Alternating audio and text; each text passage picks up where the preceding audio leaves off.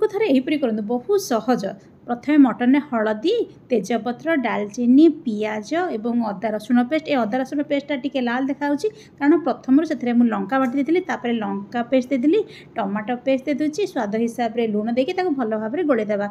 Pressure cooker तेल दे दी सोरिष तेल दे दी तेलटा गरम हो सारा मांस को सब ढालीदेवा तापर भल भाव में गोले देकी 2टी सीटी आसला पर्यंत बसईदेवा। 2टी सीटी आसला प्रेसर खोली देती मांसर देखूँ पानी बाहर जाइए प्रेसर ढांकुणा तापर देकी हाई फ्लेम रे बसईदेवा। ये तरकारी बेसी कषा पड़ेनि कि बहुत टेस्टी लगी है। मटन तरकारी मैंने आलू झोल खाइबा समस्त भल लगे से आलू को 2 फाड़ कर आड कर दूसरी और कभरटा तापर देकी बसईदेवा जेपर्यंत मसलार तेल न छाड़ी बसईदेवा बिल्कुल भी बेसी कषा पड़ोनी। शेष में एमें गरम पानी देदेवा और गरम मसला मीट मसला और कस्तूरी मेथी देकी 2टी सीटी आसला पर्यंत बसईदेवा। बर्तमान तरकारी रेडी हो गला। धनिया पत्र देदेवा गरम गरम खाइबा बहुत टेस्टी लगे।